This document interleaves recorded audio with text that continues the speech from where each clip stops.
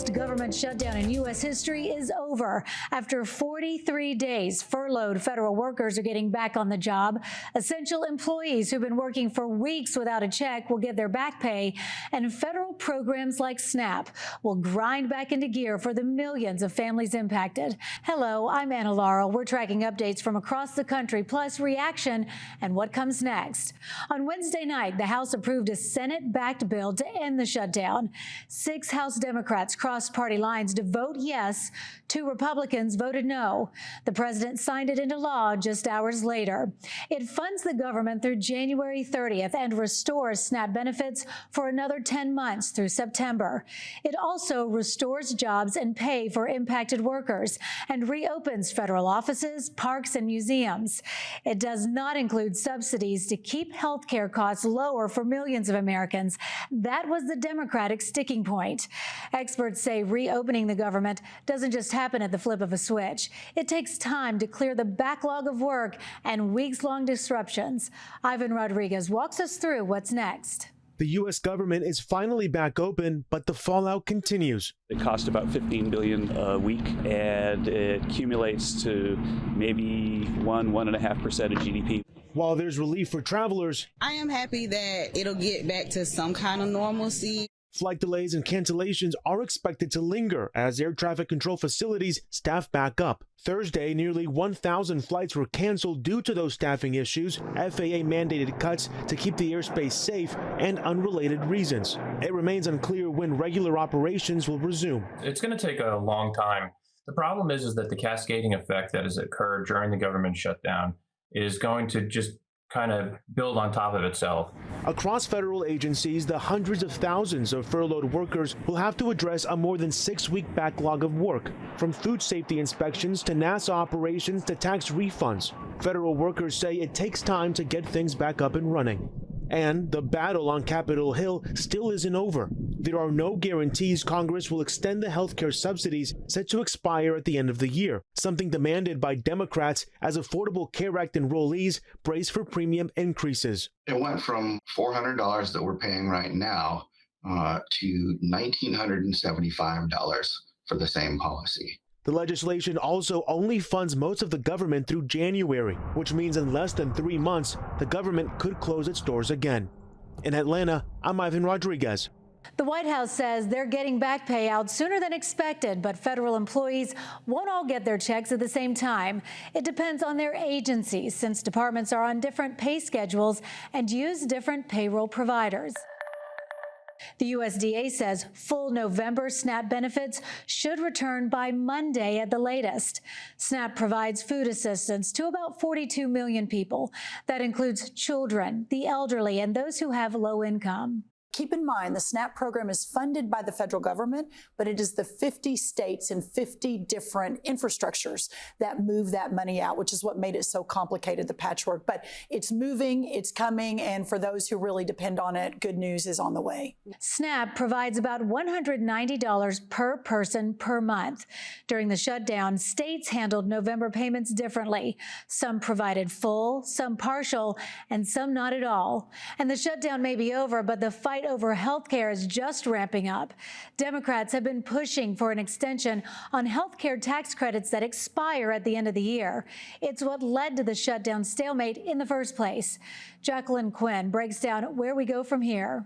The new funding bill doesn't extend the Affordable Care Act tax credits that help families pay for their monthly premiums. Senate Republicans, however, agreed to hold a vote on that issue in December, but no similar deals have been made in the House. So for families trying to budget for next year, health care could become unaffordable. The enhanced health care credits were first expanded during the pandemic, providing a lifeline that lowered costs and opened the door to coverage for millions. Without them, by next year, more than 20 million Americans could see their costs climb, some paying $800 to $1,000 or over $1,000 this coming year. So House Democrats say the fight to secure those benefits is not over. Glad the government's going to reopen, but the failure to address this issue means we probably have about 18 legislative days or so to fix this issue. I don't know that they're up to the task, but that means that people will be locked into monthly health care payments that are double or triple what they've been making before. Democrats in the House are planning a discharge petition on legislation to extend the ACA subsidies. There's a group of Republicans in the House who have indicated their support for that. So whether the vote today fails or passes, we're going to be working to get those ACA tax credits extended. That's in the work. President Donald Trump has also raised the idea of shifting money from the ACA tax credits into a personal health savings account.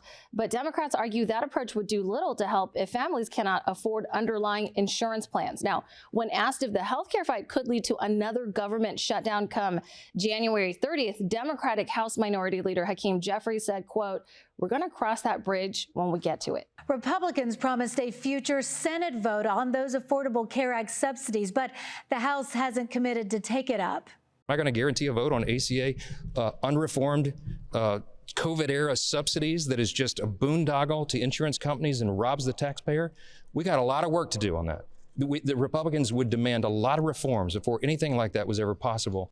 Republicans have been meeting privately to discuss the issue. Some want to extend the subsidies with changes to avoid the spike in premiums. Others want to start a new conversation about overhauling the system entirely. But let's talk more about air travel. It's expected to improve after thousands of delays and cancellations throughout the shutdown. But FAA officials warn it could take time for schedules to return to normal. Ugochi Iloka tells us what the holdup is. Some staffers might choose to not return to work right away since it could take a while before they receive their backlog pay. Some might consider just sticking to their odd jobs for now. We know, according to a report, it took over 2 months for air traffic controllers to actually have their salary backlog cleared in 2019 during that government shutdown. Here's why else it could take a bit for flight operations to resume. Transportation Secretary Sean Duffy says roughly 15 to 20 air traffic controllers retired daily during the shutdown. Then other controllers might not return to their jobs since they quit and found jobs that won't be held hostage by government shutdowns. Also, several airlines have sent their planes for maintenance due to the shutdown, and getting those planes back in the air would need to take time. Now, Delta Airlines is telling its passengers that it will return to full operations in the coming days. But right now, the FAA is holding its 6% travel reduction while they wait for more data to show that there is enough staff to handle the load. So it's unclear when Delta's planes and plans will actually become reality. Now, even though the government shutdown is over, aviation officials say that also due to FAA flight reductions, it could still be through the Thanksgiving holiday before we see air travel operations go back to normal. The Department of Homeland Security announced some TSA agents who stepped up during the shutdown will get $10,000 bonus checks. Stephen Goen was there and has the details. For the nation's TSA workforce, 43 days of a federal government shutdown meant weeks without a paycheck. But now, with the government back open, some of those employees are getting recognition. Patriotism and service of our TSA officers. And a lot more in their bank accounts. Yet Houston's Bush Intercontinental Airport, Homeland Security Secretary Kristi Noem announced that TSA agents across the country with, quote, exemplary service would receive a $10,000 bonus on top of their back pay, fulfilling a recommendation made by President Trump on Monday. They're going to get a bonus check for stepping up, taking on extra shifts, for showing up each and every day, for serving the American people. Noem personally handing out checks to about 24 Houston TSA agents. Now, when we asked Secretary Noem if certain TSA agents would be disqualified from getting these checks, like those who might have called out sick because they couldn't afford childcare, here's what she had to say. That's not necessarily the parameters. We're going to look at every individual that did exceptional service during this period of time when there were so many hardships. Those hardships playing out at airports nationwide, from delays and long security lines and limited flights. Travelers we spoke to today said they believe TSA agents earned that bonus after dealing with the disruptions. What's your reaction? I think it's great because they've worked pretty hard over the past month and change, so help kind of ease some of the stress of the past month. It's a big amount. It is a big amount. I'm wondering where that money's coming from, but I think they certainly do deserve it. DHS Secretary Kristi Noem didn't mention how many TSA workers would get those bonuses. The funding bill includes one surprising addition, a ban on many THC-infused products. Coming up, more on how this could impact the $28 billion hemp industry.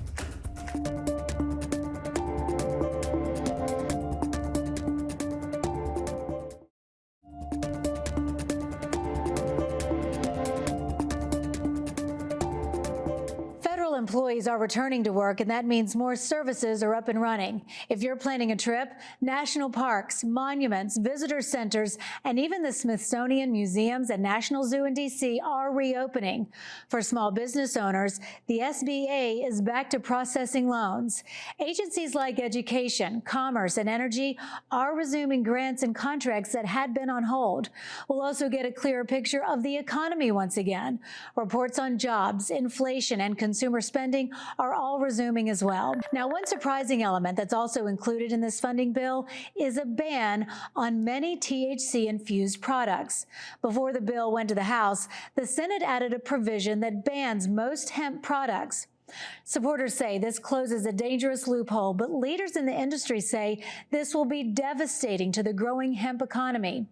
Alana Mutnick spoke to businesses in Tennessee who fear they may have to close. I mean, obviously, if I weren't able to sell product, I wouldn't have a business. Yeah, it would be tragic. I mean, you know, I've been in operation for 7 years now, and we have an enormous customer base. Andy Chesney owns Hemp House in Knoxville. He said this would decimate the entire hemp industry. But, you know, the bill eliminates everything. It's not just the edibles that people feel that CB1 receptor response, which, you know, can result in a buzzed feeling, I guess. It's salve, it's CBD oil. With the new provision, it would cap total hemp-derived THC at 0.4 milligrams per container. The Senate version, which we will have to vote yes or no on today, unchanged, and I will be a yes, and it should pass to reopen the government for all those other issues I talked about, will definitely be detrimental to that industry. I'm sorry that it's been put into this bill, but we got people that are obviously need to be paid. It's a national security issue right now. With the bill's approval, these hemp products would be outlawed. Chesney said he wishes the government reopening didn't have to come at the expense of his business. If it holds, you know, that we would have to close here. Industry leaders say the new threshold in the ban would wipe out 95% of the hemp retail market.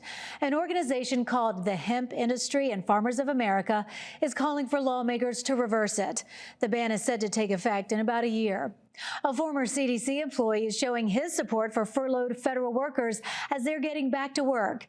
Steve Monroe worked at the CDC headquarters in Atlanta for decades. He stood outside the campus waving at employees with a sign as some started to return to the office. So I'm out here just to support the CDC workers who are coming back after the 40 whatever it is day shutdown. I worked at this campus for 34 years and went through multiple shutdowns.